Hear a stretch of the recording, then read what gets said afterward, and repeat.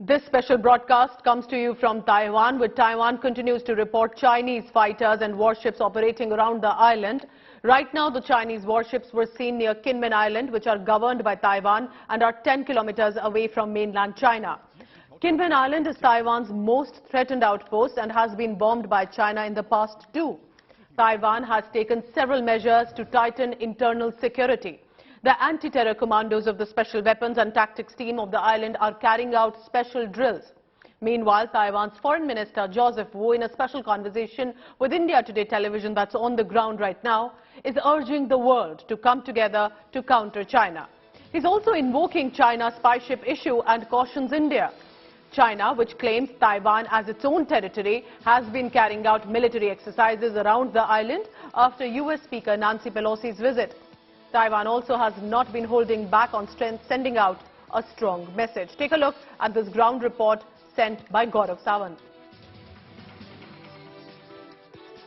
We are at the northernmost tip of the Kinmen Island. This is the most vulnerable part of the Kinmen Island because at this point we are barely 1,800 meters from mainland China. And I want you to just see, this is the Taiwan Strait, and just across the strait, that is mainland China. That is Xiamen City in the Fujian province of China. And dredgers and warships of the Chinese Navy, People's Liberation Army Navy ships, they keep crossing this area, making this place extremely vulnerable. And that is why Taiwan takes absolutely no chances, leaves nothing to chance. The flag that you see behind me, that is an observation post of the Taiwan Army just across. This is a manned post of the Taiwan Army, and this isn't the only one in this part of the Kinmen Island. There is an airfield here. There is a runway. It's a civilian runway, but should the need arise, it can be put to military use. Now, that's right behind me. Right behind me, you see another post. That's an observation post. Again, you see Taiwan's flag. And just follow my finger all the way to the tree line. We are told that there are bunkers in that area from where an eye is kept on China at all times. Nothing, absolutely nothing is left to chance in this part of the Kinmen Island. Now, the Kinmen Island itself is about 150 kilometers, 150 square kilometers. The population is about 60 to 70,000. And it's not just one island, there are multiple small islands around. All of them at this point of time, not only very vulnerable, but many of them see deployment. There are Taiwan Navy's warships also in these waters right around us. What we are also being told, that combat air patrols are repeatedly and regularly mounted to ensure that China does not transgress beyond the median, and there are regular transgressions, 20 to 30 aircraft virtually every other day, and that is why Taiwan continues to mount its combat air patrols at all times. But the threat is real. Will it be restricted just to Kinmen Island, where we are right now, or Matsu Island, or these smaller islands, or will China with its might aim directly for Taiwan? Every scenario is war-gamed. Effective military deployment does take place.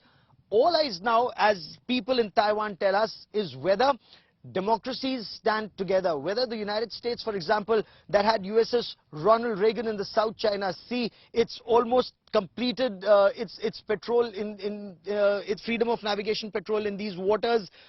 If similar freedom of sea navigation, freedom of navigation patrols will be carried out, and also through the Taiwan Strait in the coming weeks and months, to send across a message, as Taiwan's Foreign Minister Joseph Wu told India Today in an exclusive interview, to ensure that there is no expansion of authoritarianism, and that is why democracies need to come together.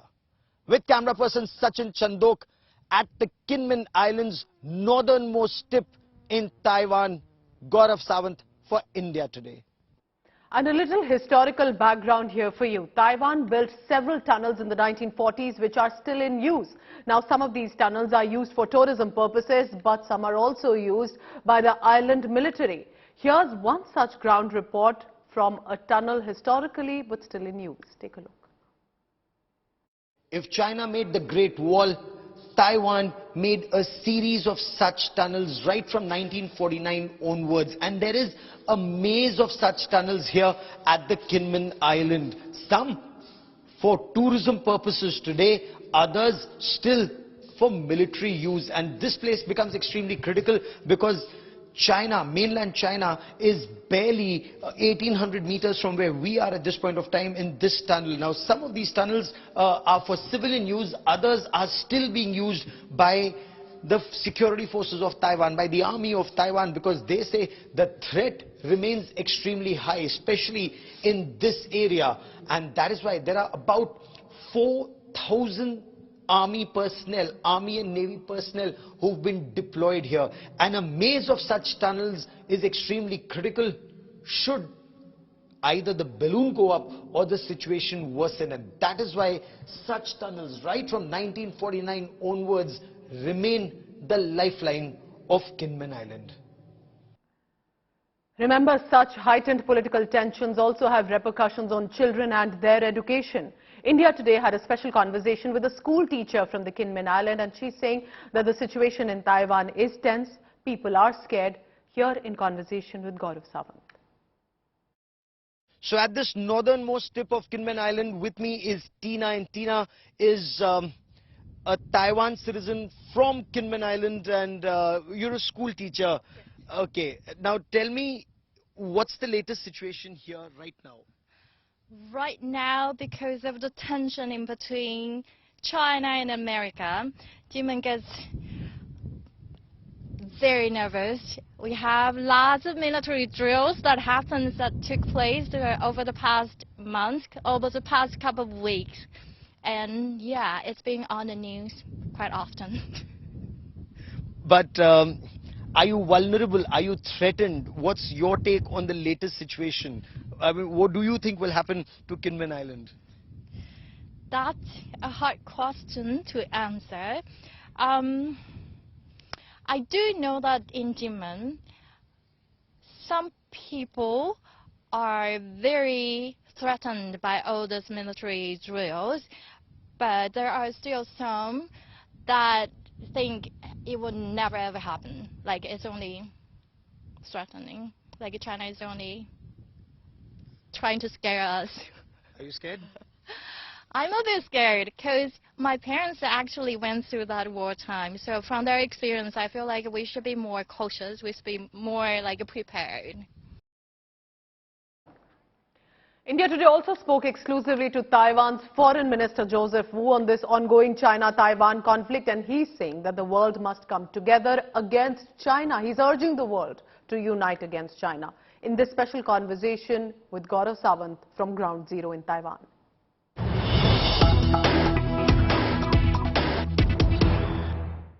We are with the Foreign Minister of Taiwan, Minister Joseph Wu. He is at a Japan-Taiwan initiative. And sir, how do you see Japan's relationship with Taiwan, especially at this stage?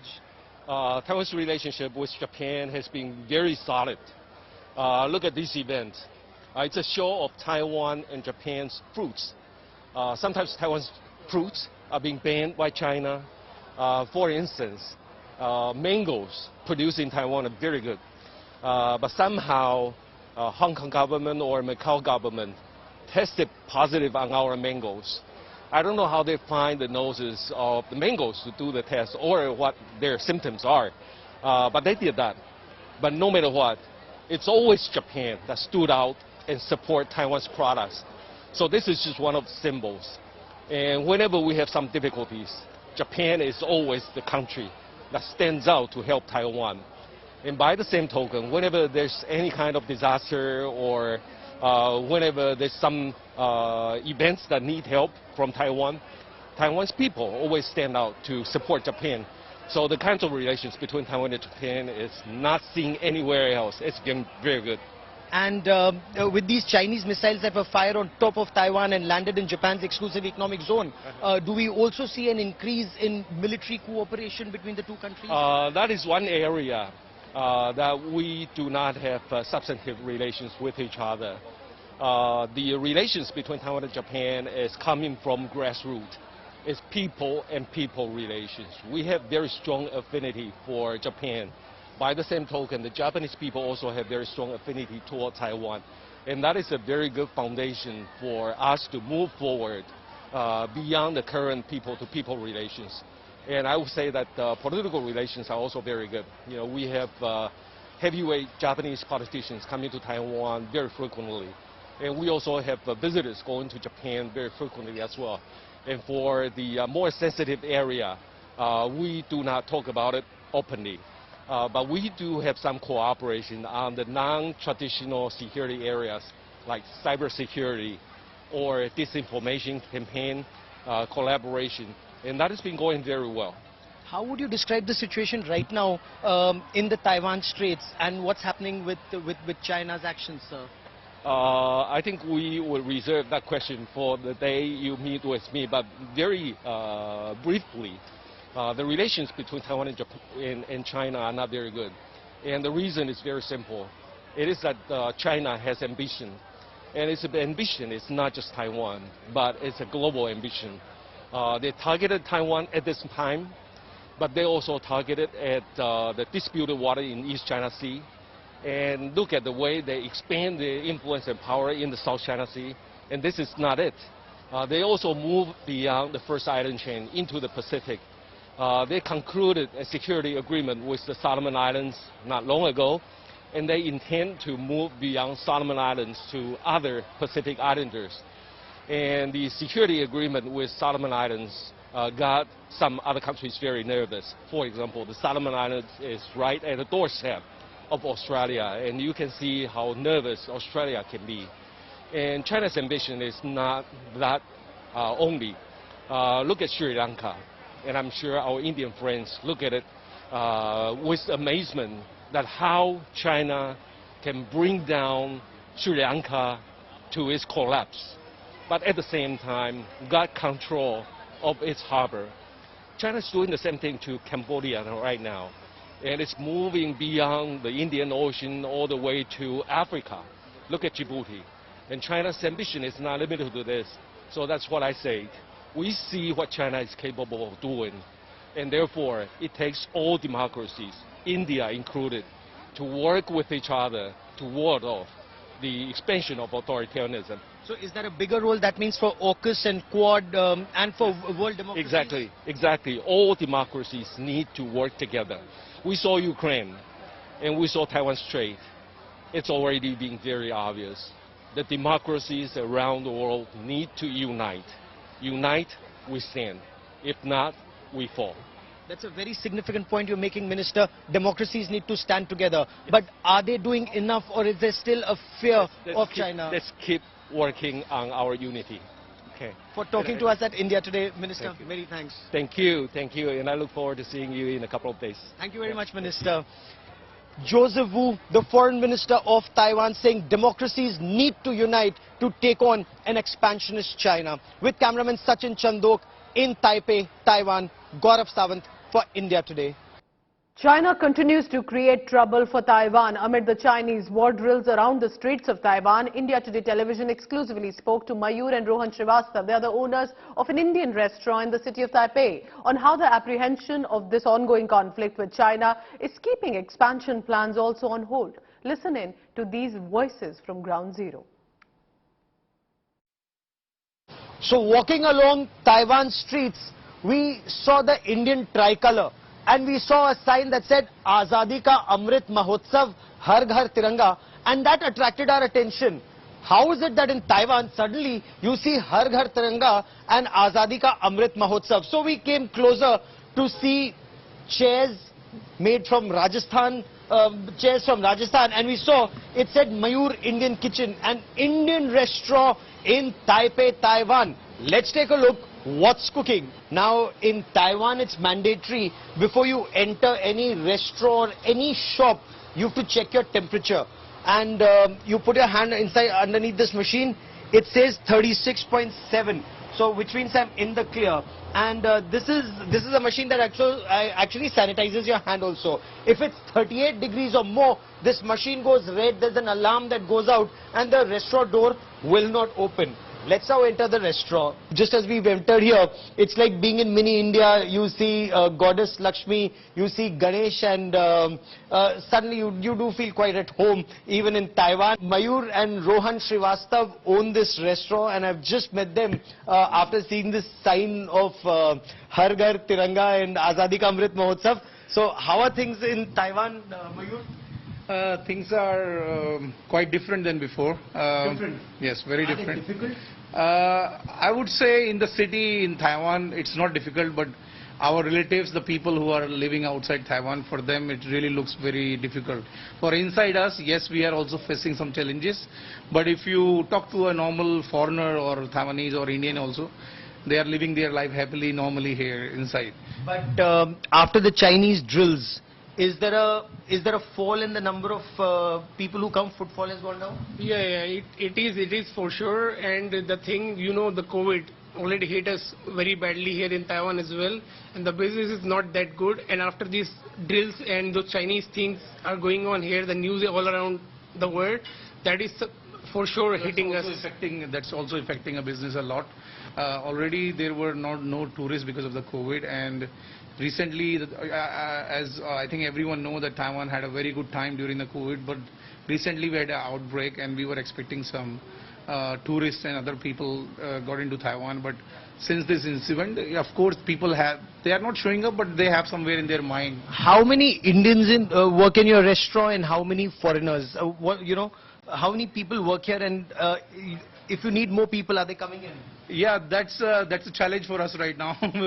Usually when you call chefs from India, they love to come outside work, but since such a quite news, some people are avoiding to come to Taiwan. But that's not. I'm not saying that situation here, the inside situation is completely normal. We are all living our life happily and normally.